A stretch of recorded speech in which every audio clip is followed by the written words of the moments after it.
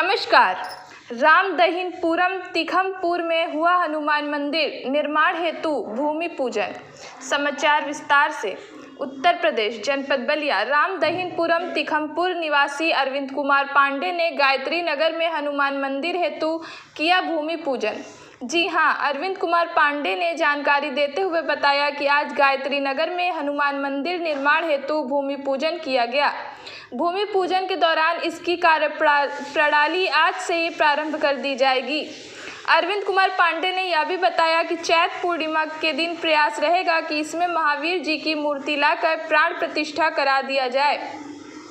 हनुमान मंदिर निर्माण हेतु हो रहे भूमि पूजन में कॉलोनी के बहुत सारे लोग भी उपस्थित रहे। अपना एक परिचय दीजिए। मैं अरविंद कुमार पांडे तिखमपुर का निवासी। अभी आप कहाँ खड़े हैं? अभी हम गायत्री नगर में खड़े हैं। क्या कुछ विशेष योजना के हनुमान जी के मंदिर की स्थापना के लिए आज भूमि पूजन हुआ है। अच्छा, तो आज ही से शुरू हो जाएगा। और प्रयास ये रहेगा कि चैत पूर्णिमा के दिन मंदिर में हनुमान जी का प्राण प्रतिष्ठा करा दिया जाए। वहीं गणपति मैरिज हॉल सहतवार में श्री चैन राम बाबा की धरती पर युवाओं का संवाद। हजारों की संख्या में पहुंचे युवा। बलिया प्रगति समाजवादी पार्टी के मृदुलभाषी एवं गरीबों के मसीहा, हर दुख सुख में रहने वाले, जनता के कदम से कदम मिलाकर चलने वाले युवाओं की धड़कन विधानसभा 362 बाजडी के भावी प्रत्याशी श्री नीरज सिंह गुड्डू ने श्री चैन राम बाबा की धरती सहतवार में बद्रीनाथ सिंह चौराहे पर गणपति मैरिज हॉल में संवाद युवा का आयोजन रखा गया था, जिसमें हजारों की संख्या में युवाओं ने भाग लिया। आज युवाओं की भीड़ देखकर श्री नीरज सिंह गुड्डू भाई गदगद नजर आ रहे थे। कह रहे थे कि आप हमारे फौजी हैं, आप हमारे हृदय हैं, आप ही की बदौलत मैं आज आगे बढ़ रहा हूँ। जो आप लोगों ने मुझे स्नेह दिया, इसे मैं कभी भुला नहीं सकता। लेकिन एक आग्रह ज़रूर है कि आज युवाओं की ज़रूरत है। अगर आप एक युवा अगर 5-5 व्यक्ति जोड़ते हैं तो कोई भी लाल बाजडी विधानसभा से हरा नहीं सकता। कार्यक्रम के मुख्य अतिथि प्रसपा के पर्यवेक्षक वीरपाल सिंह ने बीजेपी सरकार पर हमला बोलते हुए कहा कि यह जुमलेबाजों की सरकार है, धोखेबाजों की सरकार है। आज कितना बड़ा देश नुकसान में है, इसकी भरपाई नहीं हो सकती। उन्होंने कहा कि सावरकर अंग्रेजों की चाटुकारिता करते थे। गांधी जी जैसे महान व्यक्ति को भी बीजेपी वाले नहीं छोड़ते। उन्होंने कहा कि आज जिस उम्मीद के साथ युवा आज के कार्यक्रम में हजारों की संख्या में आए हुए हैं, इससे लग रहा है कि आने वाले 2022 में नीरज सिंह गुड्डू को विधायक बनने से कोई नहीं रोक सकता। मैं स्वयं इनके कार्यक्रम में चुनाव के समय पूरे विधानसभा का दौरा करूंगा और साथ रहूंगा। नीरज सिंह गुड्डू ऐसी शख्सियत का नाम है जो हमेशा गरीब, मजलूम, बेसहारा युवाओं को साथ लेकर चलते हैं। नगर पंचायत सहतवार में इन्होंने जितना काम करा दिया, आज तक बलिया के किसी नगर पंचायत में काम नहीं हुआ। आज गुड्डू सिंह अपने कामों से जाने जाते हैं। कुछ ऐसे भी जनप्रतिनिधि हैं जो केवल काफ़ी बात का ही चोला पहनकर जनता को भड़काने का काम करते हैं। ऐसे लोगों से, ऐसे जुमलाबाज सरकार से आप लोग सचेत रहें। अगर यही आप लोगों की आने वाली 2022 में गुड्डू सिंह भारी मतों से जीतकर विधानसभा में आप लोगों की आवाज़ उठाने का काम करेंगे।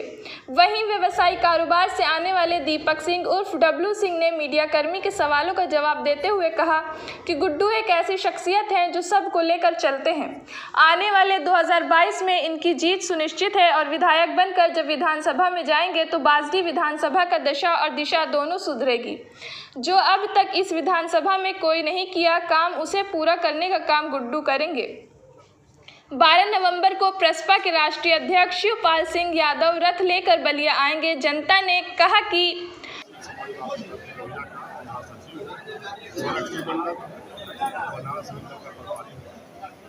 आज किस तरह के यहाँ कार्यक्रम था, जिस कार्यक्रम में आप जो है बहुत ही आवाज़ और बड़ी मीठी आवाज़ों में सावरकर की और गांधी जी के बारे में जो आप बात कर रहे थे और यहाँ की भावी प्रत्याशी गुड्डू सिंह के जिताने की जो बात आज जनताओं को और नौजवानों को जो आपने उत्साहवर्धन किया, इस पर क्या कहेंगे? देखिए, ये झूठों की पार्टी है और आप भी जानते हैं, आप भी पत्रकार हैं, लेकिन आप इसी मिट्टी के इन्होंने झूठ बोल के देश के लोगों को बहका कर इस देश में राज कर रहे हैं। इसमें छुपा नहीं है। तो आपका भी लड़का अगर क्वेश्चन करे तो जवाब नहीं है। ये झूठे लोग आज तक बोलते ही कुछ किए हैं, तो जमीन खरीद करने वाले लोग नहीं हैं। मैं इसे कई प्रमाण आपके साथ दे सकता हूँ। कोई हमसे डिबेट करे, मैं अपनी पार्टी को प्रवक्ता देता हूँ, मैं कई प्रमाण दे सकता हूँ। एक पॉइंट में मैं बोल सकता हूँ कि लोग कहाँ झूठ बोल रहे हैं और कैसे झूठ बोल रहे हैं। आज भी झूठ बोल रहे हैं, आज भी लोगों को झूठ बोल के ठग रहे हैं। क्योंकि जमीन के लिए काम करने वाले लोग हैं, चाहे देश की आज़ादी की बात हो, चाहे सरकार चलाने की बात हो। हाँ, 2-4 दिन के नेता अच्छे थे, अटल जी अच्छे थे, जो कहते थे वो करते भी थे। लेकिन अटल जी के बाद इन लोगों में कोई नेता नहीं था जो झूठों का विरोध मैं दावे के साथ कर सकता हूँ। हो सकता है हमारे को मुकदमा हो जाए, जेल भी चल जाए, लेकिन समाजवादी कभी नहीं। तो ये ऐसे लोग हैं, ऐसे लोग से उत्तर प्रदेश और देश को बचाना है। तो नौजवानों के बीच में सच तो बताना है, सच तो बोलना ही पड़ेगा। अगर हम सच नहीं बोलेंगे, नौजवान नहीं सच बोलेगा, तो परिवर्तन नहीं होगा। आने वाले 2022 का चुनाव में आपकी पार्टी किसी पार्टी के साथ मिलकर के चुनाव लड़ेगी या अकेले लड़ेगी दम पे? देखिए, हमारी पार्टी ने हमेशा कहा, हमारी पार्टी के राष्ट्रीय अध्यक्ष शुरू से कह रहे हैं जितने भी दिखते भी समझ पा रहे हैं उनको एक मंच पे लाओ। चूँकि मैंने अभी आपसे कहा कि हमें ऐसे ताकतों से लड़ना है, सारे समाजवादियों को एक प्लेटफॉर्म पे आना है। क्योंकि हमारे पार्टी के नेता हैं शुरू से ये बात कह रहे हैं, आप सुन रहे होंगे उनके भाषण में भी, हर जगह और परिवर्तन यात्रा चल रहा है उसमें भी शुरू से वो कह रहे हैं कि सारे समाजवादी लोग सब एक मंच पे आए, एक मंच पे आके लड़े। और जहाँ तक आपने कहा अलायंस की बात, तो हमारी पार्टी की राष्ट्रीय कार्यकारिणी की बैठक, प्रदेश कार्यकारिणी की बैठक, ये सब सर्वसम्मति से पास हो गया है। सारे लोगों ने ये फैसला लेने का अधिकार राष्ट्रीय अध्यक्ष, जिससे भी अलायंस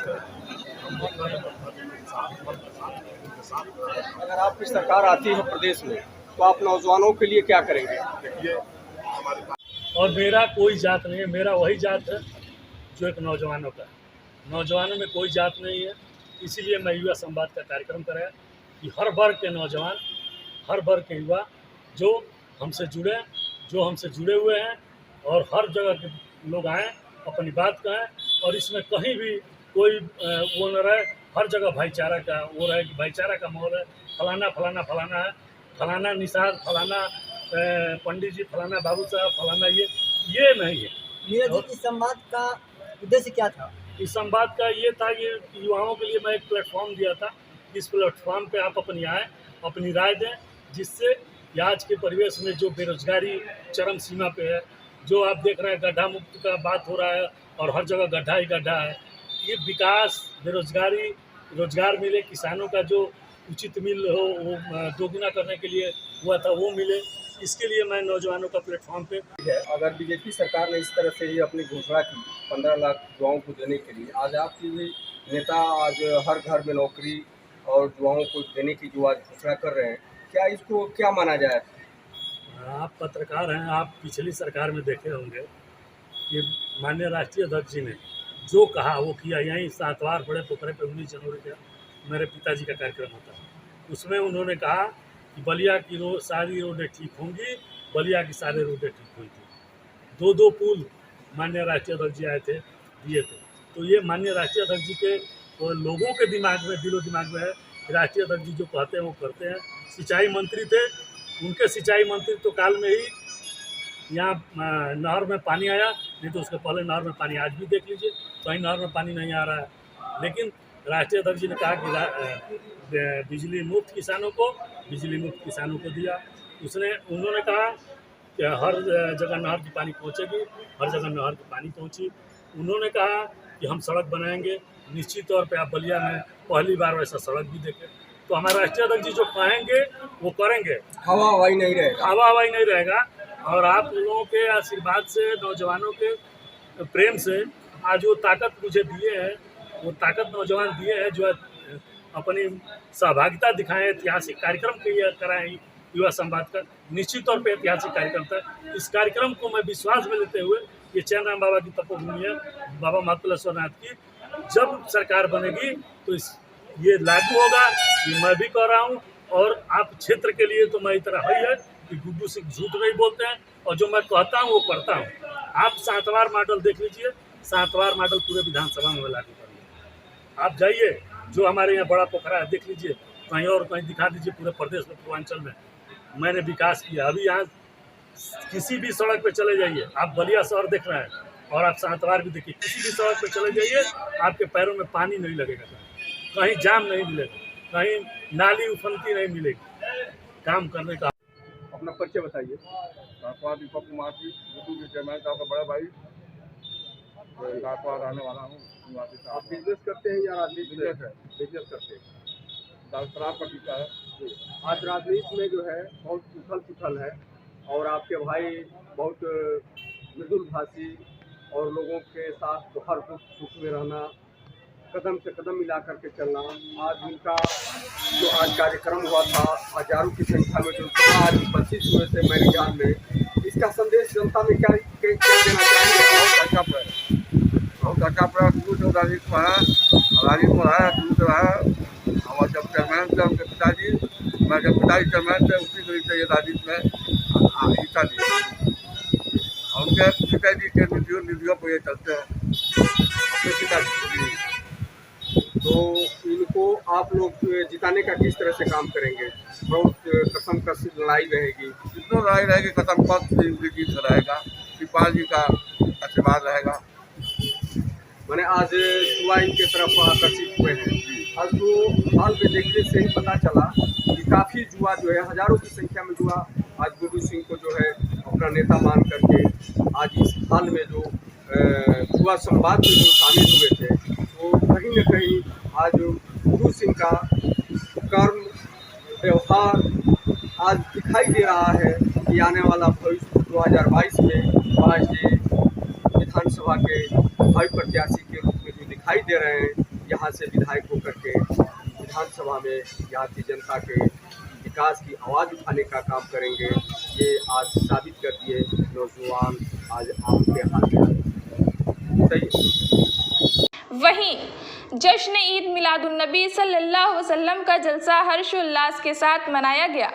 बलिया मनियर थाना अंतर्गत रबीउल अव्वल नूर का जलसा जुलूस उत्तर प्रदेश सरकार की गाइडलाइन के अनुसार निकाला गया। मक्का में जन्म लेने वाले हज़रत पैगंबर मोहम्मद साहब का पूरा नाम पैगंबर हज़रत मोहम्मद सल्लल्लाहु अलैहि वसल्लम था।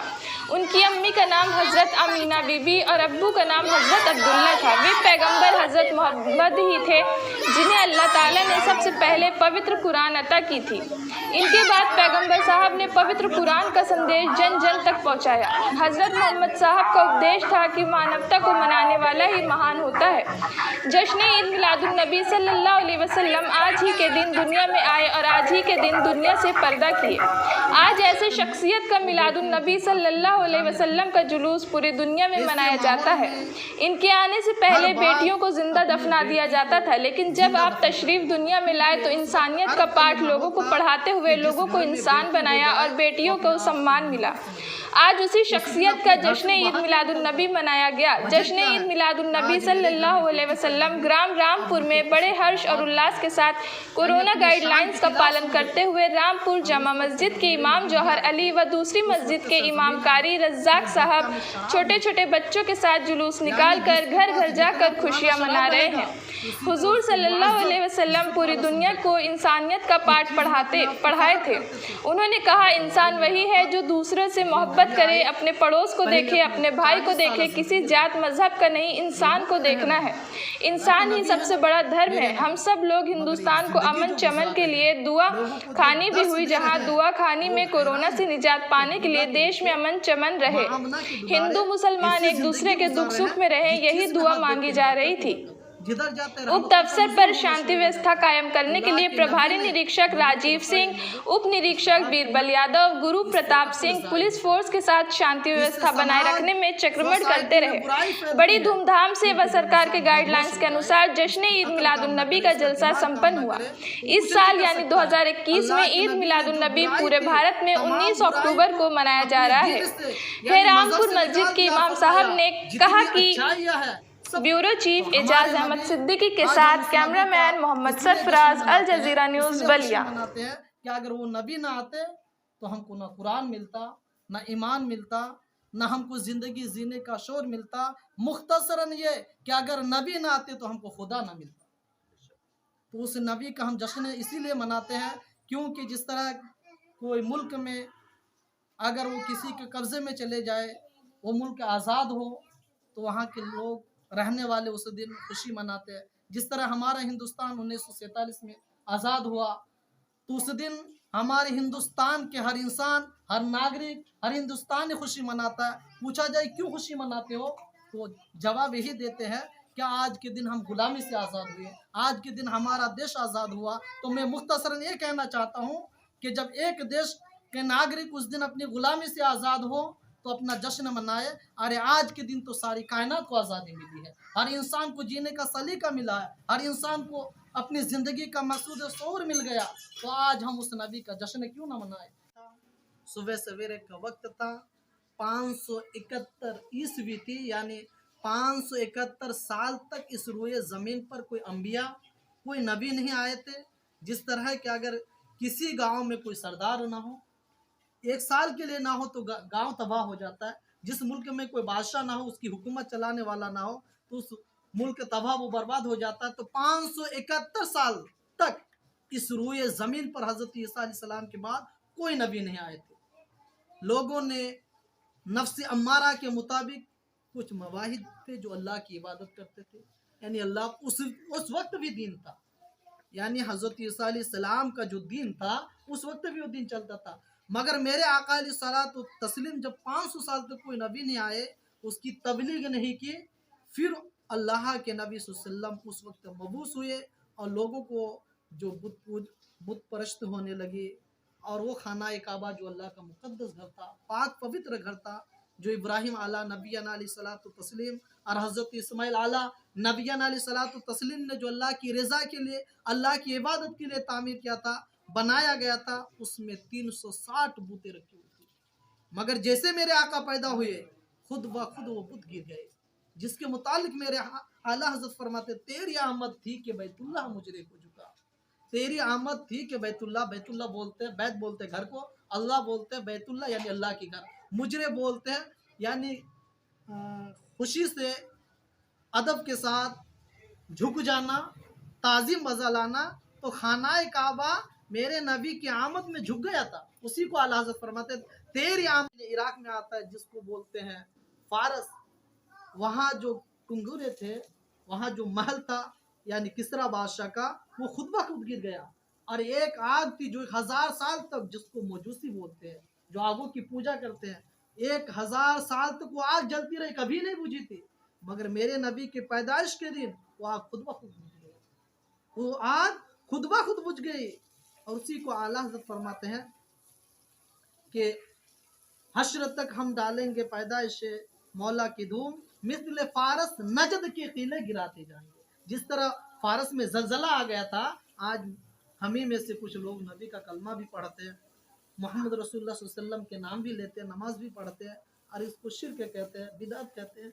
अरे ये नबी ना आते तो आपको भी ये दीन ना मिलता, ये नबी ना आते तो आपको कुरान भी ना मिलता, ये नमाज का तरीका भी ना मिलता, यहाँ तक कि खुदा ना मिलता। तुम कहाँ जो चले जाते। इस नबी का सदका है कि खुदा भी मिल गया, कुरान भी मिल गया। यार हमारे मुकद्दस पेशानी कितने जगह झुकती, एक अल्लाह मिल गए, एक नबी मिल गए, एक अल्लाह मिल गया, कि एक अल्लाह तबारक व तआला के सामने हमारी मुकद्दस पेशानी झुकती है। परिचय जानना चाहता हूँ। मेरा नाम मोहम्मद रजीबुल, रामपुर मनियार यानी ज़िला बलिया का मैं रामपुर का पेश इमाम साहब हूँ। और अभी यहाँ पर जो बैठे हैं, आज का दिन बहुत ही खुशी और मसरत का दिन है। हज़रत एक चीज़ मैं आपसे जानना चाहता हूँ, आज जो जश्न ईद मिलादुन नबी मनाया जा रहा था, आज बच्चों के साथ जो आप जुलूस लेकर के घर घर जा रहे थे, जो खुशियाँ मना रहे थे, इस जुलूस के बारे में और इस शख्सियत के बारे में क्या कहेंगे आप?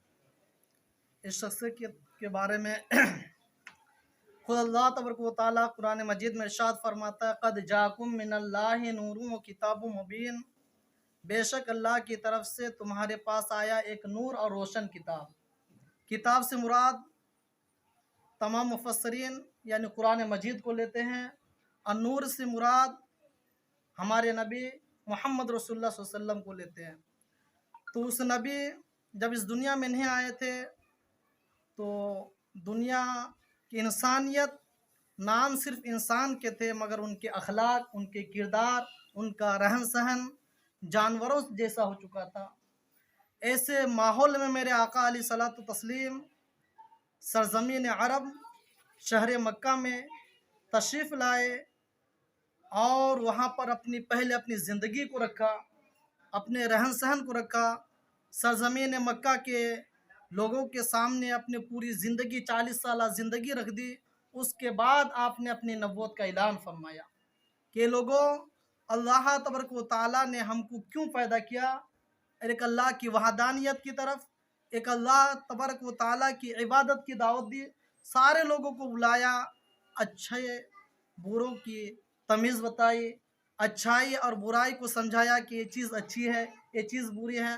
तो आज के दिन उस रसूल मुअज़्ज़म नबी मुहतरम सल्लल्लाहु अलैहि वसल्लम का हम मिलाद मनाते, क्योंकि आज ही के दिन, आज ही की तारीख को मेरे आका सल्लल्लाहु अलैहि वसल्लम सरजमीन मक्का शरीफ में पैदा हुए थे, जिनकी बदौलत पूरी दुनिया मानों के लिए नबी नहीं, कुल कायनात के लिए नबी, ज़र्रों के लिए नबी, कतरों के लिए नबी, गैरों के लिए नबी, मुल्क शाम वालों के नबी, हिंदुस्तान वालों के लिए, यानी जिस चीज़ का अल्लाह तबारक व तआला रब है, मुख्तसरन ये कि उस चीज़ के लिए मेरे नबी रहमतुल लिल आलमीन। और मेरे नबी सिर्फ मुसलमानों की नबी नहीं, हर इंसान सब के नबी है, वो माने या ना माने, नबी सबके हैं। मगर जिन्होंने ईमान लाया, नबी अकरम सल्लल्लाहु अलैहि वसल्लम की रिसालत को माना, नबी अकरम सल्लल्लाहु अलैहि वसल्लम की बताई हुई बातों पर चला, जिन्होंने एक अल्लाह की इबादत की तरफ बुलाया, उन्होंने अपने मकसद हयात यानी दुनिया में आने का मकसद को पा लिया। क्योंकि अल्लाह तबारक व तआला जो कुरान में कहता है कि वमा खलक़तुल जिन्ना वल इंसा इल्ला लियअबुदून, कि मैंने जिन और इंसान को जो पैदा किए, जो दो जमातें हैं, इसको पैदा करने का मकसद मनशा क्या है, तो कुरान बोलता है कि इसको मैंने अपनी ही इबादत, अपनी ही बंदगी के लिए पैदा किया। हजरत, एक चीज़ है आपसे, झंडा का मकसद क्या है? जो आज झंडे हर घर पे जो है फहराए जा रहे हैं, जुलूस में झंडे लेकर के आज जो लहराए जा रहे हैं, झंडा सा मकसद क्या है? देखिए, झंडे का मकसद यह है कि ये हरा रंग गुंबद खजरा का रंग है, और हर कौम की एक पहचान होती है, हर इंसान के कौम की। जैसे कि हमारे हिंदुस्तान के झंडा अलग, पाकिस्तान का झंडा अलग, हर मुल्क का झंडा अलग है। मगर वार इस्लाम तुझ पर कुर्बान, जो हमें नबी ने हरा झंडा दिया, आज हम झंडा लहरा के बता देते हैं कि जो मुल्क शाम में है, जो फिलिस्तीन में है, जो कश्मीर में है, जो अमेरिका में, यानी जिस कोने में है, जिसने नबी का कलमा पढ़ लिया, वो आपस में भाई भाई है। और ये झंडा लहराने का मकसद ये है कि आज के दिन हमारे नबी आए थे, आज के दिन हमारे नबी सल्लल्लाहु अलैहि वसल्लम पैदा हुए थे, उस नबी की खुशी में हम अपने घरों में झंडा लगाते हैं और बता देते हैं कि हम कहीं भी रहे, हकीकत में हमारे दिलों में नबी की हुक्मरानी है। एक हजरत है, अंतिम सवाल, ये झंडा से मकसद जो मैंने आपसे जानकारी चाहा, ये मैंने सुना है कि हजरत जिब्रील ने सरकार जब दुनिया में आए और मक्का में जब पैदा हुए, उस दिन जो है जन्नत से ये झंडा जो है ले करके मक्के पर गाड़ा गया, इस पे क्या कहेंगे? देखिए, कुछ रिवायत में मिलता है या हिकायत में आया है, रिवायत में ये मिलता है कि जब अल्लाह के नबी सल्लल्लाहु अलैहि वसल्लम के पैदाइश का वक्त हुआ, यानी पैदाइश का वक्त करीब आया, सुबह सवेरे का वक्त, सुहाना जिसे वक्त बोला जाता है, वो वक्त हुआ, तो अल्लाह तबारक व तआला ने जिब्रील अलैहिस्सलाम को हुक्म दिया, ए जिब्रील, ए झंडे ले जाओ, एक मशरिक